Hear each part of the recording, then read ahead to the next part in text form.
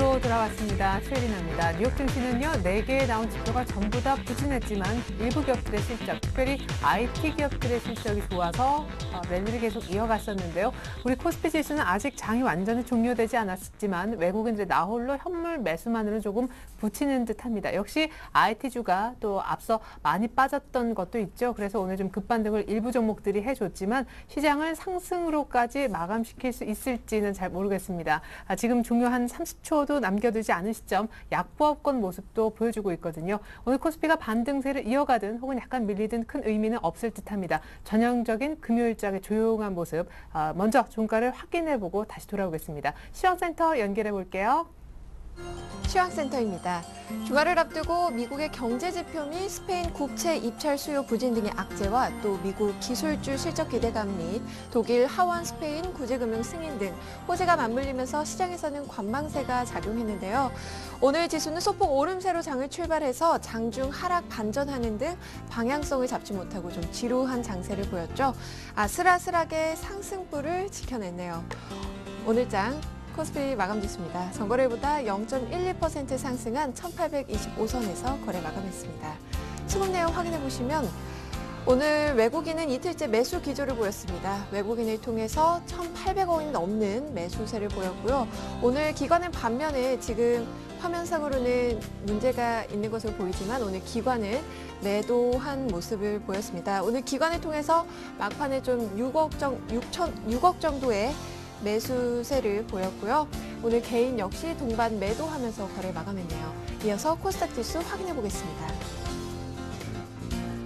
오늘 외국 코스닥 지수는 이틀째 상승했습니다. 오늘 지수는 강보 합권으로 출발한 후에 기관의 매수세에 480선 굳히기에 성공을 했는데요. 코스닥 마감 지수입니다.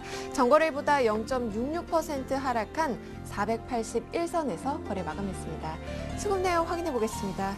오늘 시장에서는 외국인과 기관이 동반 매수했습니다. 외국인은 소폭에 그쳤지만 오늘 기관을 통해서 250억 원 정도의 순매수 기록하면서 거래 마감했네요. 이어서 환율 흐름 살펴보도록 하겠습니다. 오늘 환율은 유로화 약세와 수입업체 결제 수요로 하방 경직성이 유지되면서 좁은 등락폭을 보였는데요. 엿새 만에 상승했습니다. 마감 환율입니다. 전거래일보다 2원 10전 상승한 1141원 선에서 거래 마감했습니다. 이어서 코스피 시가총액 상위 종목 살펴보도록 하겠습니다. 삼성전자가 막판에 하락 전환했습니다. 0.33% 밀려나면서 119만 1,000원의 종가 기록했고요. 현대차도 하락 마감했네요. 오늘 약 보합권에서 22만 3,000원에 거래 마감했습니다. 기아차는 반면에 1%대로 상승했고요. 현대모비스 역시 0.17% 상승하면서 28만 8,000원의 종가 기록했네요. 삼성생명은 1%대로 하락했습니다. 92,900원의 종가 기록했고요. 신한지주 역시 1.39% 밀려났네요. 오늘 한국전력도 약 보합권에서 거래 마감했지만 SK하이닉스가 오늘장 급등세를 보였습니다. 4.17% 오르면서 21,250원의 종가 기록했습니다. 이어서 코스닥 시가총액 상위 종목 살펴보도록 하겠습니다. 셀트리온이 상승 전환에 성공했습니다. 오늘 0.83% 강보합권에서 32,200원에 거래 마감했고요. 다음도 강보합권에서 안랩은 오늘장 13%가 넘는 급등세를 보였습니다. 13만 8,000원에 종가 기록했고요. 파라다이스 역시 3.53% 오르면서 13,200원에 종가 기록했습니다. SM도 4.4%가 넘는 급등세를 보였습니다. 49,800원에 종가 기록했고요. SK브로드밴드도 2.92%, 포스코캠텍도 오늘장 주당 300원씩 상승하면서 14만 1,600원에 종가 기록했습니다. 이어서 이 시각 특징 업종 및 테마 종목 살펴보도록 하겠습니다. 오늘 업종별로는 혼조세를 보였는데요. IT 업종은 외국인이 1,000억 원이 넘는 순매수세를 보이면서 이틀째 상승했습니다. 오늘 종목별로는 등락이 좀 엇갈렸는데요. 삼성전자 막판에 0.33% 밀려나면서 119만 1,000원의 종가 기록했고요. 삼성 SDI 역시 1%대로 하락 마감했습니다. 반면에 SK하이닉스는 2분기 실적이 호조를 보일 것으로 전망되면서 오늘장 외국인과 기관의 저가 매수세에 급등세를 보였는데요. 4.17% 상승하면서 21,250원의 종가 기록했고요. LG전자가 1.41%, 그리고 LG디스플레이 역시 2.57% 상승 마감했습니다. 화학주 역시 외국인의 순매수에 이틀째 상승했습니다. 화학주도 살펴보겠습니다. 오늘 LG화학은 2%대로 상승하면서 31만 5천 원에 종가 기록했습니다. 호남석유가 막판에 좀 밀려났는데요. 오늘 0.39% 하락하면서 25만 5,500원에 종가 기록했고요. 금호석유가 3.25% 그리고 한화케미칼은 강보합권에서 2만 950원에 종가 기록했습니다. 공정거래위원회의 CD금리 담합조사 여파로 증권주가 하락했습니다. 한 금융회사가 CD금리 담합을 자진 신고했다고 알려지면서 CD금리 하락으로 인한 은행의 이자 수익 감소와 과징금 그리고 소비자들의 집단 소송 등으로 확대될 조짐이 보이면서 주가 하락에 영향을 줬는데요. 오늘 삼성증권은 약보합권에서 거래 마감했고요. 한국금융지주가 2.1% 그리고 신영증권은 2.56% 하락했습니다. 28,550원에 종가 기록했고요. 유화증권과 우리투자증권도 각각 1%가 넘는 하락세를 보이면서 거래 마감했습니다. 안철수 서울대 원장이 자서전을 통해 대권 의지를 밝힌 것으로 해석되면서 이틀째 관련주가 강세를 보였는데요. 여기에 2분기 실적이 호재로 작용하면서 오랜만에 강한 상승세를 보였습니다. 안랩은 13%가 넘게 급등세를 보이면서 마감했고요. 잘마테크도 11%가 넘게 그리고 써니전자와 우성사료, KC피드 모두 상한가 기록하면서 거래 마감했습니다. GS리테일이 2분기 실적 호조에 힘입어서 나흘 만에 반등에 성공했습니다. 오늘 GS리테일은 주당 600원씩 상승했는데요. 24,900원에 종가 기록했습니다. KINX가 지난 2분기 영업이익이 전년 동기 대비 49%가 증가한 16억 3,900만 원을 기록했다고 공시하면서 주가가 강세를 보였습니다. 오늘 KINX는 6.67% 오르면서 12,800원에 종가 기록했습니다. SM이 해외 시장에서 소속 연예인들이 좋은 성적을 거두는 등 실적 개선에 대한 기대감이 높아지면서 나흘째 상승했습니다. 오늘 주당 2,100원씩 상승했네요. 49,800원에 종가 기록했습니다. 지금까지 시황센터에서 김혜선이었습니다. 네.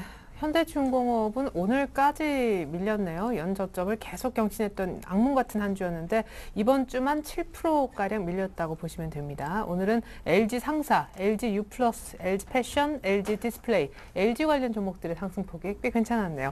자, 시장 둘러싼 이슈 어떤 것들이 더 있는지 전문가들은 그 같은 이슈 얼마나 공감하는지 쉽게 OX를 통해서 알아보는 시장 공감대 OX로 2부 출발해 보겠습니다. 오늘 함께해 주실 두 분의 전문가 먼저 소개해 드릴게요. LNS 파트너스 하창봉 팀장님 그리고 R&B 인베스트먼트 조준성 이사님이십니다. 안녕하세요. 네, 안녕하십니까. 네, 자 시장 둘러싼 이슈 어떤 것들이 있을까요? 화면 준비했습니다. 함께 보시죠. 자, 기관 매수는 지수 견인보다 방어 차원이다. 두 번째, 1,800포인트 지지해도 여전히 단기 대응만 해야 된다. 세 번째, 아시아 시장 중국 증시 눈치를 보고 있다. 자, 오늘 외국인이 사고 기관은 팔았습니다. 기관 매수, 지수를 끌어내는 견인 역할보다는 방어 차원에만 머물고 있다. 자, 두 분 의견 보여주시죠. 자, 기관은 방어만 한다. 기관은 방어만 한다. 두 분 의견이 같으십니다. 조준성 이사님, 네. 1,800 밑에서만 사고 위에서는 안 사는 것. 이것을 보고 그냥 방어라고도 얘기할 수 있을 것 같아요. 뭐 결론적으로 말씀을 드리면은 약간 그 기간성 매수 개념은 약간 자사주 개념이지 않나. 어느 일정 부분에서 이제 가격에만 계속 대놓고 어느 선 넘어가면 또 약간 뭐 매도하는 약간의 방어적인 차원이죠. 그러니까 적극적인 매수가 아닌 거죠. 그러니까 네. 적극적인 매수는 이제 계속해서 사들어가면서 땡겨주는 것이 이제 적극적인 이제 매수고 그게 이제 추세가 나오는 건데 어느 선 가격대만 이제 하락하게 되면은 일정 부분이 들어오고 또 올라서면은 매도하는 그런 모습을 보고 있습니다. 특히 올해 같은 경우도 5월까지 해가지고 기간 매수가 한 4조 5천억 되는데 외국인 같은 경우에는 뭐 10조 원 매수했다가 최근에 뭐 3개월 동안 해가지고 한 5조 3천억을 팔았습니다. 그러면서 개인 같은 경우도 이제 최근에 이제 순매수 개조로 기념 들어오고 있는데 특히 요즘에 보시면은 최근에 국가 지자체단체 해가지고 그 투자 주체가 있는데 그 같은 경우는 어제 많이 지수 오를 때 어제 같은 경우는 한 2,700억 정도 그쪽에서 매수가 들어왔습니다. 맞아요. 오늘 같은 경우는 마이너스 1,959억 정도 매도가 나왔죠. 그러면서 지수 같은 경우도 약간 힘을 못 쓰는 그러한 양상을 보이는데 당분간 같은 경우에는 이제 1,800선 해가지고 지수가 올라가는 데서 한계를 느끼는 게 뭐 외국인 같은 경우는 뭐 순매수 한 2천억 들어왔지만 최근에 지수를 그랜드로 그냥 방어해주고 안정감 있게 그것도 1800 아래 내려가게 되면은 이를 받쳐주고 하는 쪽이 이제 국내 기관 쪽이죠. 그러면서 근데 국내 기관 쪽에 있어가지고는 한계가 있다는 겁니다. 그렇기 때문에 지금 전에 같은 경우는 이제 1850선이나 이런 70선을 이제 쉽게 이제 넘나드는 그런 모습을 보였지만 이제 같은 경우는 이제 1800을 겨우 이제 회복하는 그런 양상을 보이고 있죠. 그렇기 때문에 시장에 있어가지고 수급에 있어서는 뭐 안정감은 있지만 약간의 뻗어나가는 그런 그 시원한 맛은 없기 때문에 약간 보수적인 차원으로 어떤 박스권이라기보다는 1800선을 나름대로 그냥 지지해 줄 만한 힘들이 연기금 같은 경우도 어제 한 4, 5조 여력이 있기 때문에 그러한 것들을 좀 참조해가지고는 약간은 1800선 약간 이 정도는 약간 좀 의미가 있다. 그 정도 말씀을 드리겠습니다. 네, 연기금도 좀 사는 것 같더니 참 돈 안 쓰네요. 예. 자, 일단 뭐 기관의 한계 때문에 지수가 크게 못 가는 장이다. 이렇게 분석을 해 주셨습니다. 기관이 정말 소극적인 모습이에요. 외국인이 이렇게 들어올 때 기관이 그냥 보통의 모습만 네. 보였어도 이렇게 오늘 막판에 또 밀리거나 하진 않았을 텐데. 일단은 저는 그렇게 한번 생각해 보고 싶습니다. 이제 투자 성향 차이 같아요. 일단은 뭐 우리나라 펀드 매니저 입장 그리고 외국계 헤지 펀드 매니저 입장에서 자꾸 보면 사실 외국계는 일단 자금력도 좀 크고 또 투자 상품도 상당히 다양합니다. 네. 한국 시장에만 투자하는 것이 아니라 뭐 한국 시장 주식을 사면서 국채를 또 살 수도 있는 상황이 되고요. 환 거래까지 하고 있기 때문에 외국인과 기관을 나눠봤을 때 일단 투자 성격이라든지 자금력 측면에서 차이가 나다 보니까 기관은 역시나 조금 보수적. 그러니까 장이 빠졌을 때 방어해주는 역할, 그런 역할이 좀 큰 것 같고요.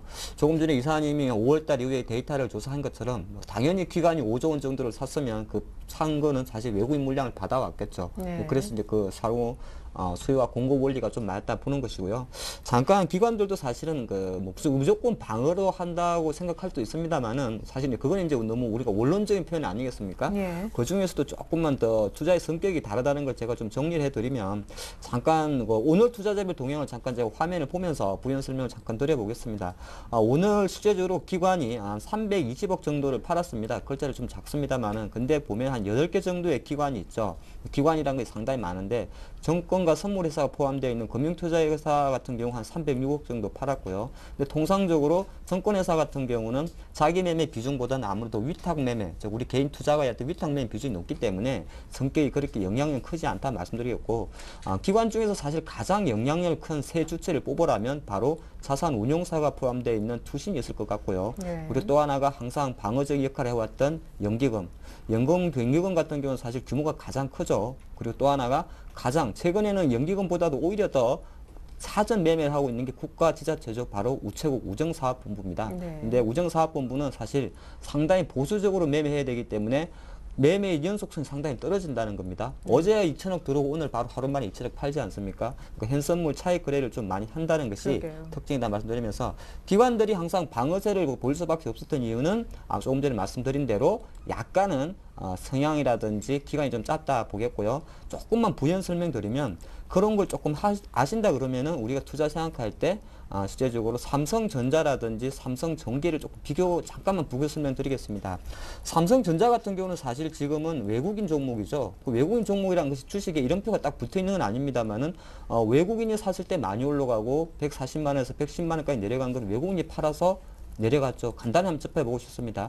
지금 다시 지분율 49%에서 조금 올라오고 있다 보니까 외국인이 매수해주고 있습니다. 그렇게 봤을 때는 현재 손톱고 봤을 때 100만 원 이상에서의 삼성전자 움직임은 외국인이 좀 추정이 된다 보는 것이고요. 상대적으로 삼성전자 동생이죠. 삼성전기 같은 경우는 기관 핸들링 종목입니다. 이렇게 봤을 때는 전체적으로 기관이 방어세는 맞습니다만 종목별 섹터별로 봤을 때는 또 너무 그렇게 단편적으로 보는 접근보다는 조금 디테일하게 볼 필요도 있다. 그렇게 보겠습니다.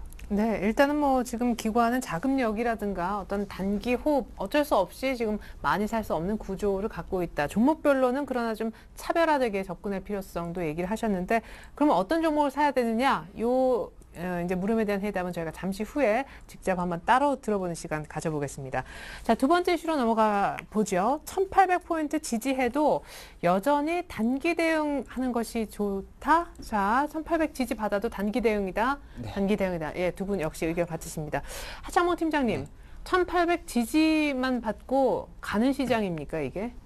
아니 이제 제가 지난번 이 오늘장 내일장 코너에서 아마 1800포인트는 좀 지지될 것이다. 지지되고 이제 삼성전자 좀 역할을 해주면 역시나 뭐 반등은 하는데 사실 반등폭은 제한적이지 않겠느냐 이렇게 이야기를 하지 않습니까? 너무 제한적이에요. 이제 30도 잘 못 가는데요. 아, 그렇죠. 지금 뭐 1830, 제가 판단할 땐 다음 주에 갈 것 같습니다. 다음 주에, 그래요? 네, 다음 주에 가는데 중요한 거는 지금 가는 게 중요한 게 아니죠. 우리 투자자분들도 마찬가지입니다. 사기는 샀어요. 대부분이. 왜냐하면 1800포인트에서 2달 동안 계속 사라 그러니까 장도 지지해줬고 사기는 사는데 계속 가다 미끄러진다는 겁니다. 6월 초순에는 한 1900포인트도 갔었고요. 7월 초순에는 1870까지도 갔었는데 이제는 1850도 버거워지는 장이 조금 오고 있다 말씀드리겠는데, 조금 전에 말씀 그 이슈 첫 번째에서 살펴본 대로 기관이 지금 어느 정도 방어를 해주면서 장이 올라오고 있기 때문에 역시나 저는 단기 반등 능력은 맞다. 그러면 역시나 수익률 게임에서는 그래도 기관이 사는 종목에 조금 포커스를 맞추는 게 어떨까 싶고요. 업종별로 잠깐 하나만 짚어보면은 저는 뭐 삼성전자, 현대차는 사실 뭐 삼성전자는 장기 투자가가 아니라면 그렇게 저는 뭐 사도 되긴 되는데 많이 안 좋아하실 것 같고요. 지금 포커스가 1800포인트 지지의 단기 대응 능력이라 그러면 때는 순환매가 들어오는 기관들이 선호하는 섹터 아니겠습니까? 그럼 네. 화학주인데 역시나 계속적으로 최근에는 화학주 좀 불안합니다만은 계속적으로 기관들이 가장 많은 그 베팅이 들어오는 섹터지 않나 보겠습니다. 그래서 대표적으로 호남석유만 본다 그래도 최근 한 3개월 동안에 그래도 25만 원 밑에서는 매수, 그리고 25만 원 위에서는 잠깐 시간 흐름을 보이고 있기 때문에 약간 기관들이 좋아하는 코스피 업종 섹터로 봤을 때는 그래도 1800포인트 지지에서는 건드릴 만한 섹터가 그 화학 섹터지 않나 보겠고, 조선은 사실 최근에 말이 많습니다. 이제 전 두 가지 섹터만 말씀드리겠는데, 조선은 사실 현대중공업은 뭐 25만 원이 이탈해버렸고 여러 가지 종목들이 사실 조금 불안한데, 그래도 조금 조선주 중에서는 역시나 삼성중공업 정도는 1800포인트 지지되는데 시장에 베팅을 하고 기관들이 선호 종목을 한번 접근할 필요가 있다. 36,000원 정도 있는데요. 네. 좀 관심을 가질 필요가 있다. 뭐 현대중공업이 왜 후순위에 밀리는지는 이번 주 이슈에 나왔던 대로 뭐 자금 경색 문제 때문에 현대차 지분을 파는 이슈도 있었고, 사실은 해양 플랜트 부분에서 삼성중공업이나 대우조선보다 조금 밀립니다. 그런 것 자체가 조금 재앙용이 낫나 보겠습니다. 네, 잠시만요. 그러면 화학주가 전반적으로 트레이딩하기는 굉장히 좋고, 그 다음에 조선 중에서는 삼성중공업이다 이렇게 콕 찍어주셨는데, 이 정도만 언급하시겠다라고 하셨지만 IT주를 단기적으로 트레이딩 영역으로 보고 매매해도 다음 주 괜찮을지요? IT는 제가 따로 준비를 안 했는데 뭐 네. 다른 저는 IT보다도 사실 개인들이 조금 더 재미가 있을 테마주 위주로 조금 접근을 드리겠습니다. 애플 효과가 만약 나오면 그래도 아주 짧게 며칠 만에 좀 수익을 볼 수 있지 않을까요? 근데 애플은 이제 IT 자꾸 물어보시니까, 그런데 IT, 왜냐면 IT 종목들은 워낙 그 종류가 많지 않습니까? 예. 종류도 많고, 물론 그 중에 일부 종목들 실적이 수반되고, 또 이제 디스플레이나 스마트폰 관련들이 있긴 있는데, 지금 제가 딱 집어서 말씀드리려고 하니까, 네. 그걸 고르기는 조금 쉽지 않다. 제가 미리 말씀드리겠고, 네. 조금 더 제가 확정된 대로 테마주에 조금 더 포커스를 맞추겠습니다. 네. 자, 오늘 안철수 연구소가 안랩이죠. 안랩이 다시 한번 13% 급등을 했습니다. 그래서 제가 약간은 대선 테마주하고 잘 나가는 바이오 주식, 개별주 잠깐만 소개를 시켜드리겠는데, 자, 안철수 원장이죠. 어저께 이제 책을 좀 이례적으로 좀 빨리 출간했다 그럽니다. 3일 만에 원고 갖다 주고 김영사에서 했는데, 지금 나가는 속도는 스티브 잡스의 작년 그 회고록보다 훨씬 빨리 팔린다고 합니다. 그만큼 좀 그 광풍이 불고 있는데, 그러다 보니까 안철수 원장 관련주가 오늘까지 좀 급등세를 보이고 있는데, 제 개인적인 생각으로는 일단은 이 급등세는 일단 주가로만 놓고 봤을 때는 최소 다음 주 초순까지는 갈 수 있는데, 그럼 자체가 조금은 좀 쉬워질 수 있지 않나 봅니다. 시장에서도 사실 지금 이제 7월달 말이죠. 네. 이제 8월 달에 새누리당이 1대표를 확정하게 되고요. 9월 달에 민주당, 그리고 났을 때 안철수 교수 같은 경우도 어떻게 나올지 모르겠습니다만 빨라야 9월 전후기 때문에 지금 이 반짝 효과는 다음 주 초순 정도까지만 저는 보는 게 좋다 말씀드리겠고, 지금 또 대선 테마주들이 많이 움직입니다. 지난주 네. 초 같은 경우는 경제 민주화 관련해서 경봉, 더존 비존 같은 경제 민주화 SI 관련 주들이 M정부라 그러죠. 네. 그런 종목들이 많이 올랐었는데 사실 그거는 좀 사그라질 수 있고요.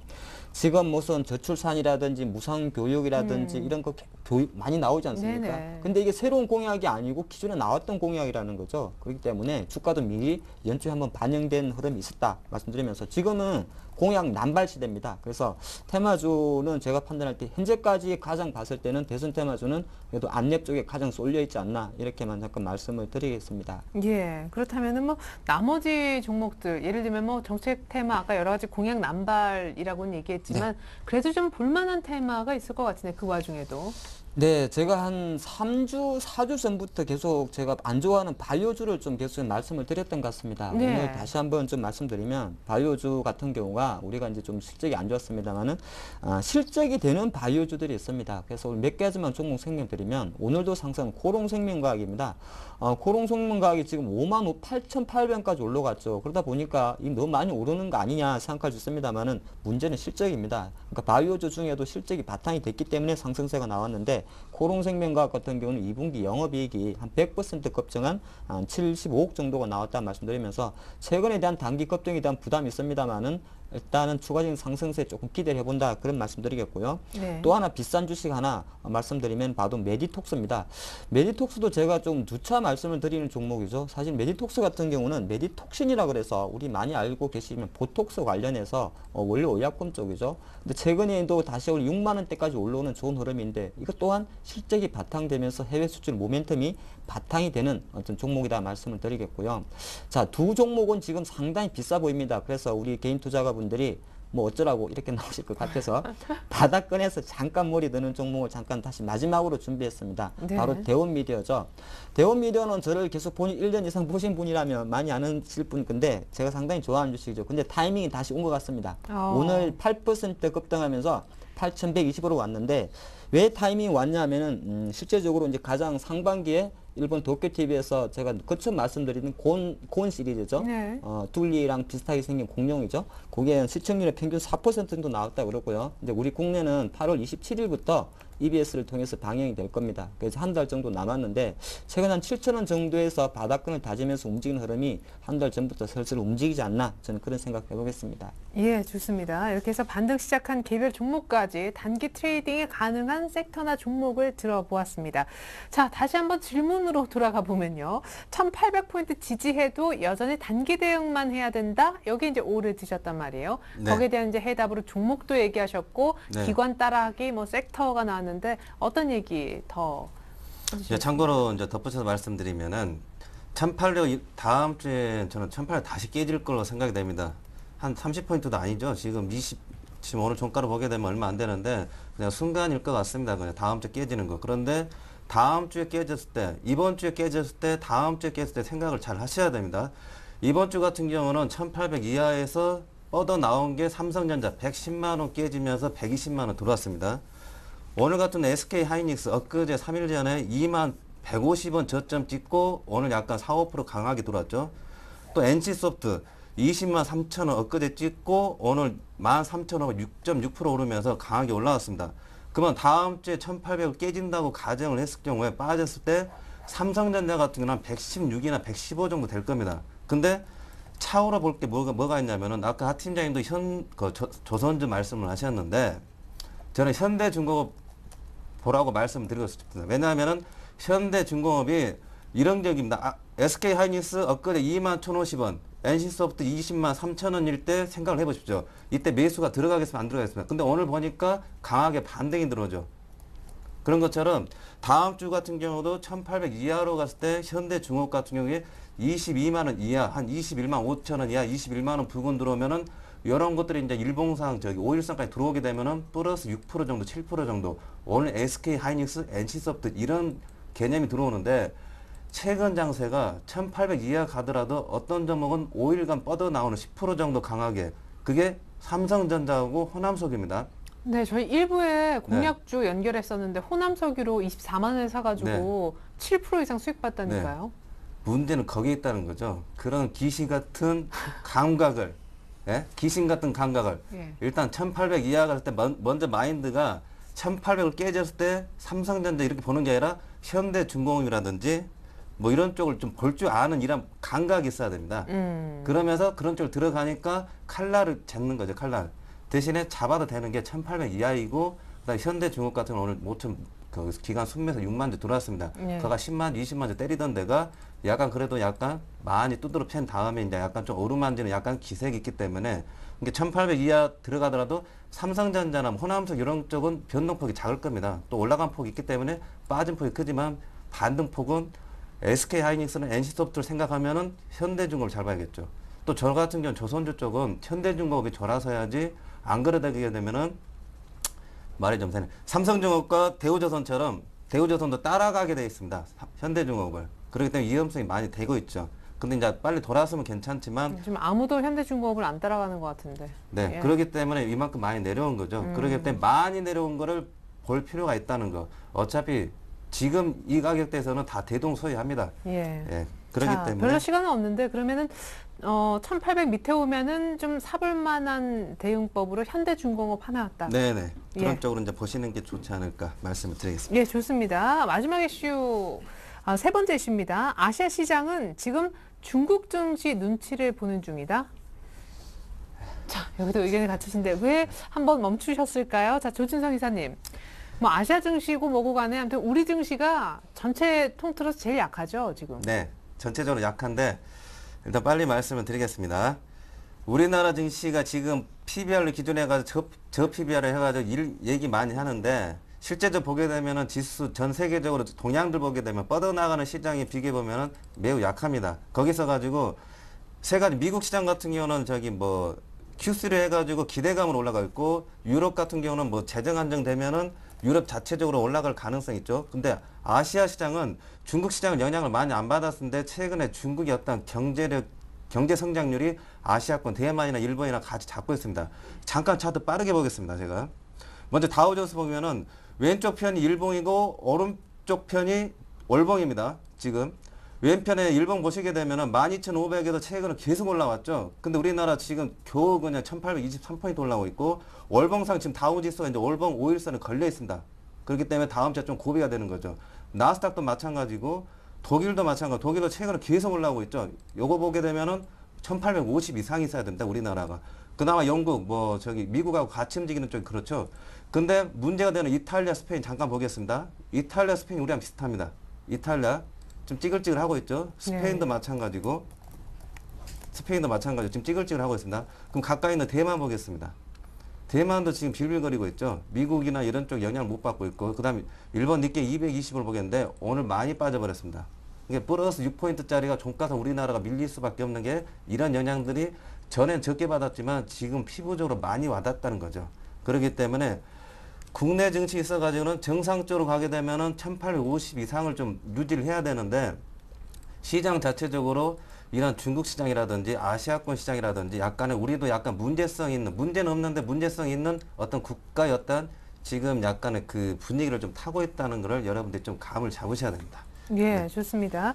자, 역시 오후를 드셨는데요. 중국 네. 시장에 이렇게 영향을 많이 받나요? 네, 그렇습니다. 사실 뭐 조금 전에 이제 이사님께서는 이제 그 지수 상대 비교를 하셨잖아요. 네. 다우가 13,000포인트 가 있고 이제 우리나라 증시가 만약에 상관 비교를 했을 때는 최소한 5월 수준이니까 1950은 있어야 되지 않느냐 네. 이런 접근이었던 것 같습니다. 근데 사실 이제 그거는 각 나라별 시가총액 차지하는 비중에 따라 좀 차이가 있을 수 있고요. 네. 삼성전자와 애플은 같은 스마트폰입니다만은 좀 차별이 된다 말씀드리겠는데 핵심은 그런 것 같습니다. 중국이 지금 계속적으로 원자바이오 총리에서는 약간의 경기 부양책과 또 경착륙 우려가 계속 공존하는 것 같습니다. 근데 중국 상해 증시를 계속적으로 2,300포인트 밑에 잡고 있다는 것은 역시나 아직까지는 중국이 약간은 긴축, 경기 부양 효과보다는 계속적으로 경착륙 리스크에 많이 노출되어 있지 않나 보겠고요. 중국은 세계 최대의 소비국이면서 생산국입니다. 그래서 과거 화학주라든지 기계주 같은 경우가 우리나라 입장에서 봤을 때 가장 많은 수출했던 나라가 바로 중국이었다는 거죠. 근데 중국의 경제 성장률을 떨어다 보니까 중국과 관련된, 근데 사실 중국과 관련됐다 그러면은 제일 먼저 떠오르는 것이 화학, 기계 이런 것인데 네. 더 큰 그림에서 보면 석유 화학이 안 들어가는 섹터가 없죠. 우리 스마트폰 케이스, 플라스틱도 결과적으로는 석유 화학 섹터 네. 아니겠습니까? 그러니까 그런 화학 업종 전반적으로 좀 중국의 눈치를 보고 있다 보니까 국내 증시가 약간은 중국의 어떤 경착륙 리스크에 아직까지 좀 노출돼 있으면서 조금 동조해 가고 있지 않나 저는 그렇게 보겠습니다. 네, 자, 뭐 이슈는 세 가지만 화면을 통해서 봤지만 제가 오늘 추가적인 이슈를 좀 여쭤보고 싶은 게 있어요.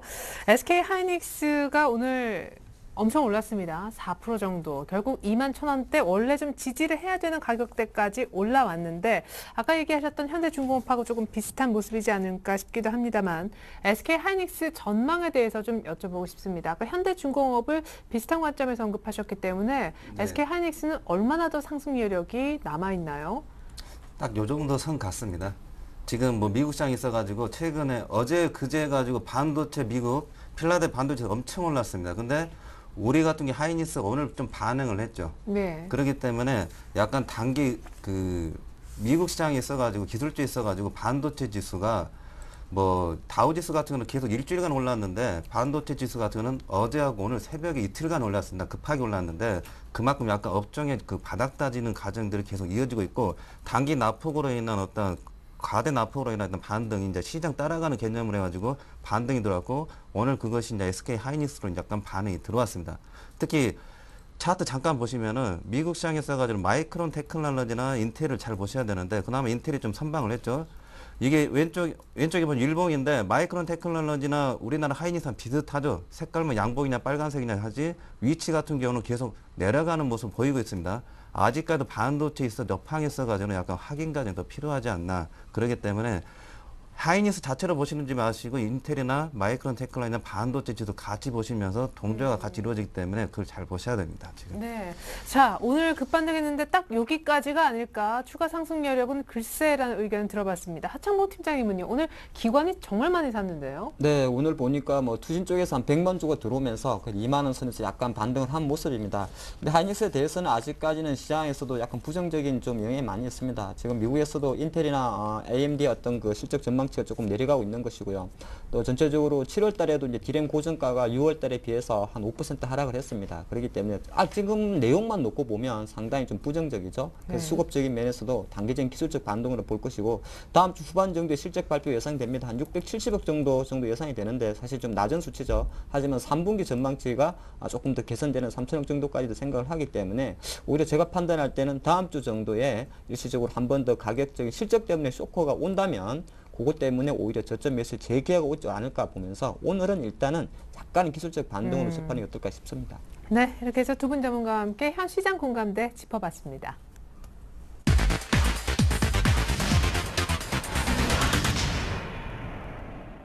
네, 이번엔 더 중요한 다음 주 전망과 다음 주 전략을 미리 한번 챙겨보고자 하는데요. 해결의 키 시간 하창봉 팀장님 얘기가 그 어느 때보다 궁금합니다. 자, 다음 주에 1830 이상 갈 거다. 지금 21선을 일단 뚫어야 되는 과제가 있잖아요. 네.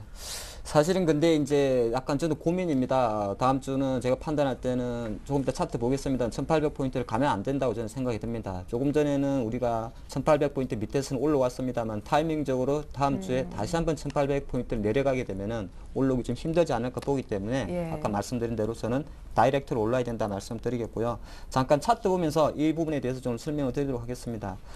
우리가 지금 눈에 볼 때 제가 표시해놨죠. 빨간 선이 21선입니다. 너무 자연스러운 조정이죠. 근데 상당히 잘 보시면 그 안에 그 파란색이 있는데 초록색이죠. 보통 처음에 이평선을 닿게 되면 하루 정도는 밀립니다. 그래서 월요일 정도에도 지금 미국 지수가 다우지수가 13,000포인트 저항을 받고 있기 때문에 하루 잠깐 못 넘어가도록 쉴 수는 있습니다. 하지만은 다시 한번 만약에 6거래일 만에 1790까지 떨어지게 된다 했을 때는 지난번처럼 저는 바로 올라오긴 힘들다 봅니다. 그래서 다음 주 초순에는 일단 저희 바램일 수도 있고 기술적 분석상 1800포인트를 장중 이탈한 흐름보다는 바로 올라가야 된다 말씀드리겠고요. 올라가게 되면 1차 저항선은 사실은 61선 이제 거의 뭐 3달여 만에 닿게 되는 1866포인트에 있는 61선을 닿게 됩니다. 그래서 이 정도가 1차 반등선인데 통상 여기서 생기게 되면은 하나 그거 있습니다. 그러니까 61선에 닿고 나서 바로 밀리는 경우가 생기기도 하고요. 또 하나는 일시적으로 오버슈팅이 나옵니다. 쇼커브링이 나온다는 거죠. 그래서 결과론적으로 만약에 지수가 가파르게 상승해서 61선, 1870선까지 오게 되면은 다 팔진 마시고요. 당연히 떨어질 것이라 생각하면서 다 팔진 마시고 주식 보유 관점에서는 일시적인 오버슈팅 영역까지도 한번 열어둔다 이렇게 말씀드리면서 다음 주는 1800포인트 지지에 조금 추가적인 상승 생각할 것 같고요.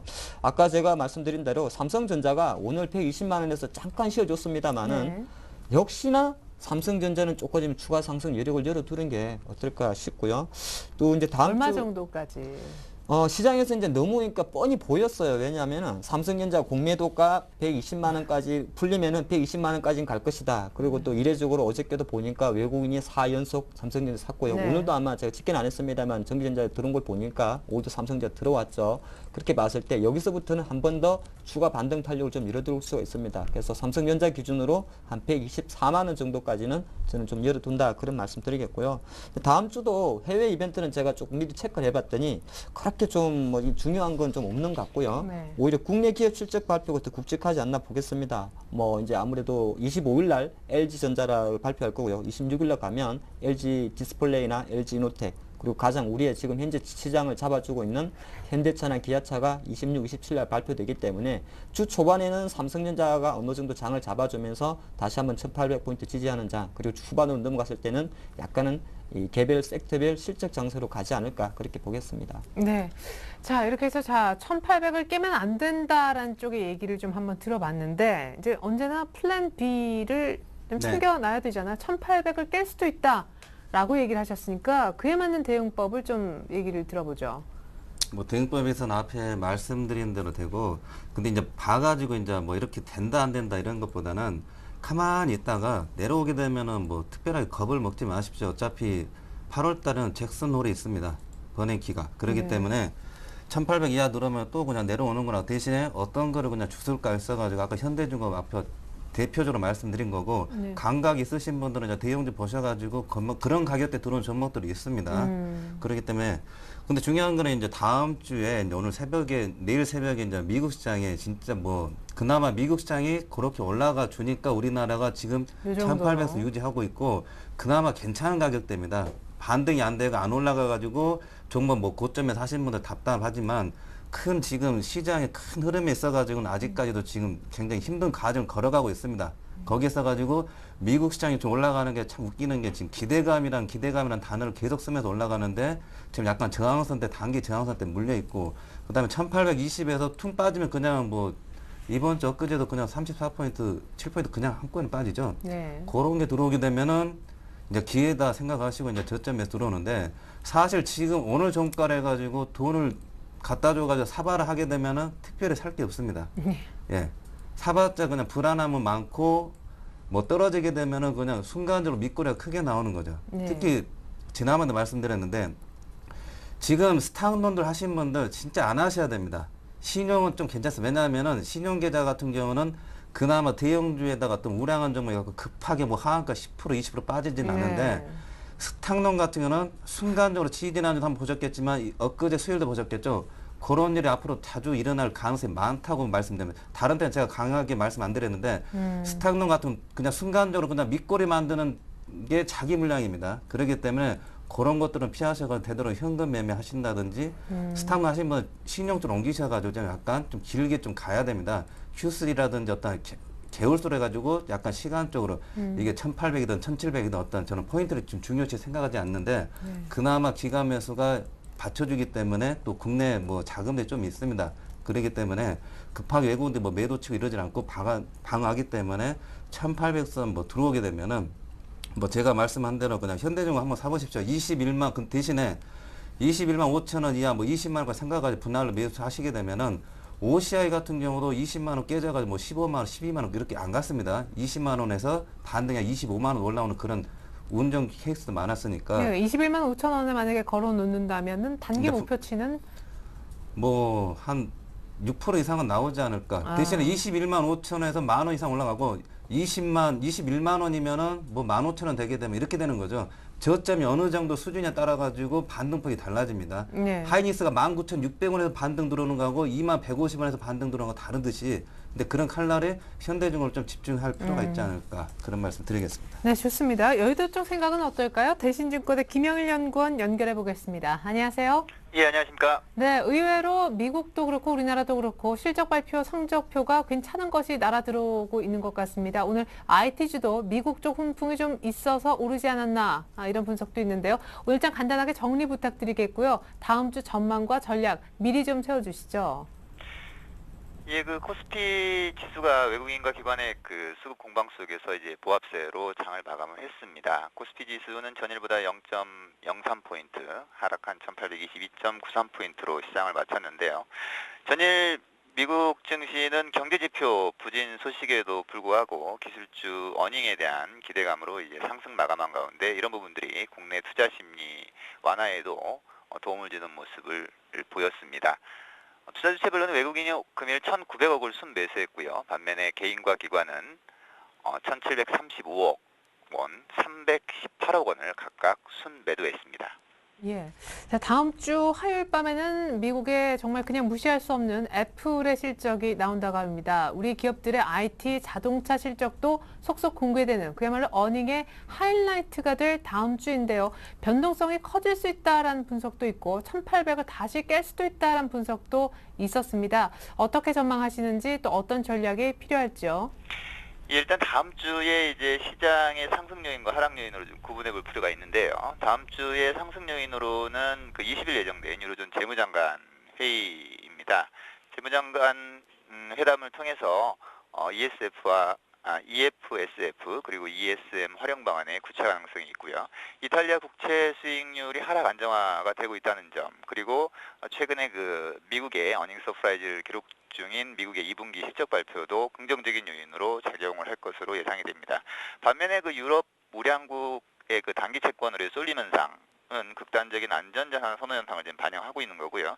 중동 지역의 지정학적 불안으로 인한 국제유가의 상승, 그리고 부진한 미국과 유럽의 경제 지표와 중국 정부의 부동산 규제 지속 등은 좀 하락 요인으로 작용을 하고 있습니다. 다음 주에 좀 체크를 해봐야 될 주요 포인트는 이 기업 실적과 경제 지표인데요. 기업 실적 쪽보다는 경제 지표의 영향력이 더 커질 것으로 예상이 됩니다. 미국 시장, 미국의 그 기업 실적의 영향은 좀 나쁘지 않을 것으로 예상이 됩니다. 본격적인 2분기 실적 발표 시즌에 돌입을 하면서 현재까지 발표된 기업 실적은 예상치를 충족시키거나 소폭 상회하는 경우가 많기 때문에 그 주식시장에 긍정적으로 작용을 할 것으로 좀 예상을 합니다. 다만 이제 특별한 이벤트가 없는 가운데 기업 실적은 긍정적인 영향을 미칠 것으로 예상은 되지만 반면에 경제 지표들은 다소 부정적일 것으로 예상이 됩니다. 24일에 예정된 EC PMI와 그리고 25일에 예정된 독일의 IFO 기대지수가 발표가 예정인데요. 유럽 경기에 대한 우려가 주 후반으로 갈수록 좀 커질 가능성이 높다는 점은 좀 생각을 좀 해봐야 될 그런 포인트입니다. 지금 시장에서는 좀 역발상 관점의 업종 선택이 좀 필요한 시점인데요. 7월 들어서 좀 뚜렷해지고 있는 현상들은 글로벌 증시에서 방어주들의 약진입니다.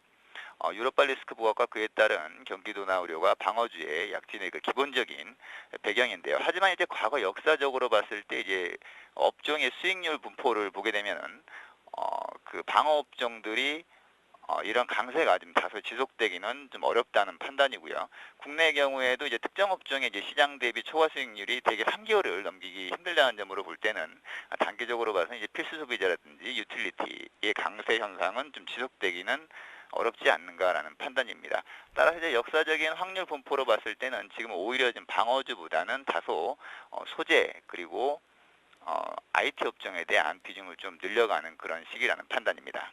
네, 실적 시즌이라 개별주 움직임이 더 크게 부각되겠지만 역발상으로 경기 둔화 우려가 있지만 경기 민감주 쪽으로 한번 매매를 해보는 것이 좋겠다. IT와 소재 얘기를 들어봤습니다. 대신증권 김영일 연구원님 도움 말씀이었습니다. 전략 감사합니다.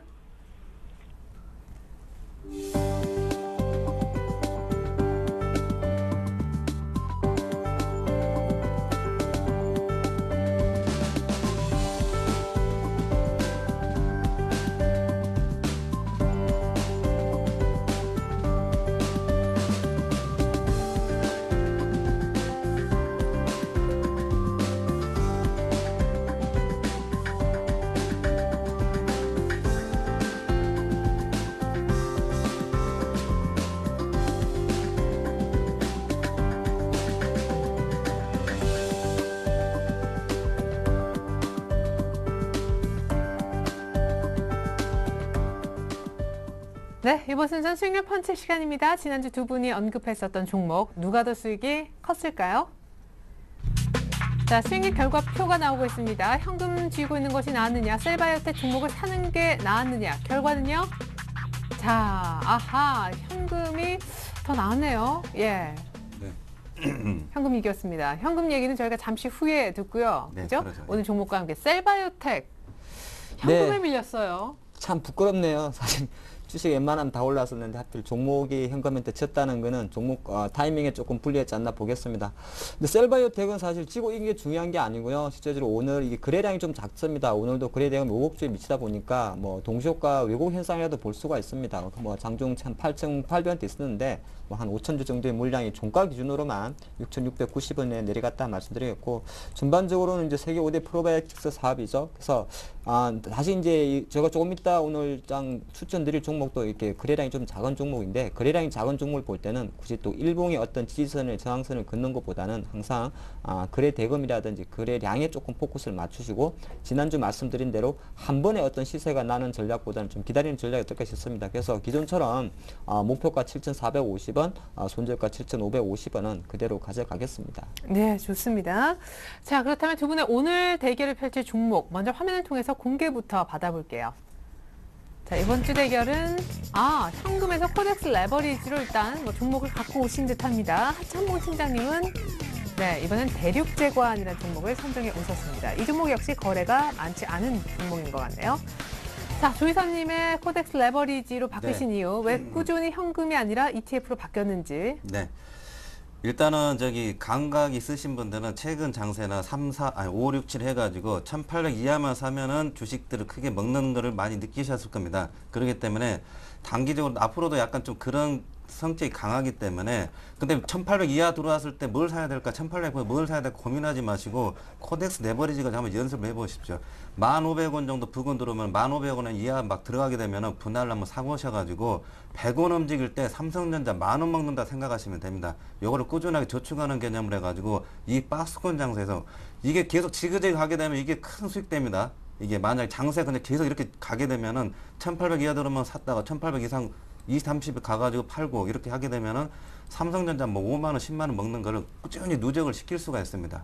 그렇기 때문에 사기가 뭐 불편하신 분들은 약간 요걸 하면서 대형주 어떤 개념들 약간 가지시면서 접근해 보시는 것도 괜찮다 싶은 차원에서 이 종목을 가져와 봤습니다. 네, 목표가는 얼마고 아까 만 얼마에서 분할 매수하라고 하셨죠? 대략적으로 1,500원에 1,500원 정도 부근 사시고 11,000원 파시면은 다른 일반 종목 같은 경우는 수수료 이제 사이버를 하게 되면 한 50원 정도 되는데 요거 같은 거의 수수료가 없습니다. 그렇기 때문에 ETF니까. 예. 4, 5만원, 삼성전자 45,000원 뛰기 하는 거 비슷합니다. 그렇기 때문에 이걸 잘 이용해 보시기를 바랍니다. 네, 좋습니다. 시장의 박스권을 그대로 이용하는 전략에 대해서 들어봤습니다. 대륙제관은요? 네, 오늘도 스몰캡입니다. 저는 부탄가스네요. 대륙제관은 태양산업과 함께 국내 2대 부탄가스를 만드는 그 회사입니다. 우리 휴대용 가스버너라 그럽니까? 많이 들어가는 회사죠. 근데 전반적으로 시장 점유율은 사실은 태양산업 쪽이 훨씬 높습니다. 썬 연료라 그러죠. 아마 가정용 많이 갖고 계실 겁니다. 근데 이제 대륙제관 같은 경우가 제가 작년인가요? 불에 안 타는, 그러니까 통이 안 탄다는 거죠. 불에 안 타는 맥스 부탄을 발명을 했죠. 그러다 보니까 작년에 상당히 좀 급등을 했던 종목입니다. 급등을 했다가 최근 1년 정도는 상당히 좀 쉬어갔다 말씀드리겠고요. 왜 타이밍적으로 지금 올라오냐 하면 두 가지가 있습니다. 일단 여름 휴가철이 되죠. 휴가철이 되게 되면은 야외를 많이 나가기 때문에 당연히 캠핑 문화가 상당히 좀 발달합니다. 그러면 휴대용 부탄가스에 대한 수요가 또 증가하고 있고요. 한 가지만 더 말씀드리면 우리가 가장 많이 알고 있는 대한민국 사람이 모르지 않는 F킬러, 바로 F킬러를 대륙제관에서 만든다는 겁니다. 아마 몰랐을 것 같습니다. 예전에는 F킬러의 통 껍데기만 만들었었는데 지금은 대륙제관에서 우리가 모기 잡는 F킬러를 대륙제관에서 만들고 있다. 그런 말씀 드리겠고요. 거래량이 조금 작기 때문에 또 조심스럽습니다만은 차트를 보면서 전략적으로 말씀드리겠습니다. 다음 주 매수 가격은 오늘 종가 수준이 될 것 같습니다. 4,500원 전후로 좀 보는 게 좋을 것 같고요. 네. 지금 이 종목 같은 경우도 올라오는 흐름이 좋기 때문에 내려가면 안 됩니다. 그래서 제가 손절 라인은 4,200원으로 잡아드리겠고요. 목표 가격은 조금 높은 한 5,200원까지 보겠는데, 일단 이 종목이 바로 거래량이 조금 작기 때문에 하루 이틀 팍팍 올라가진 않기 때문에 다시 한번 조금 인내를 갖고 조금 지켜봐야 되는 종목이지 않나 보겠습니다. 네, 좋습니다. 이렇게 해서 대륙제관 설명까지 들어봤습니다. 완성된 두 분의 스윙의 펀치 종목 다시 한번 정리해서 보여드릴게요. 자, 이번 한 주는요, 코덱스 레버리지 대 대륙제관의 수익률 대결이 펼쳐질 예정입니다.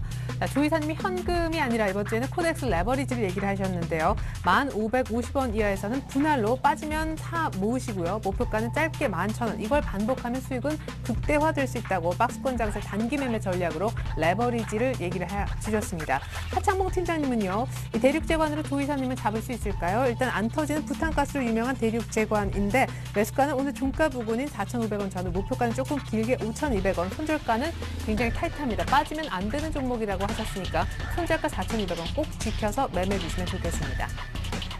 네, 오늘 함께해 주셨던 두 분과는 인사 나누겠습니다. 감사합니다. 감사합니다. 네, 이상으로 오늘자 내일장 2부도 마치겠습니다. 다음 주 월요일에 다시 올게요. 고맙습니다.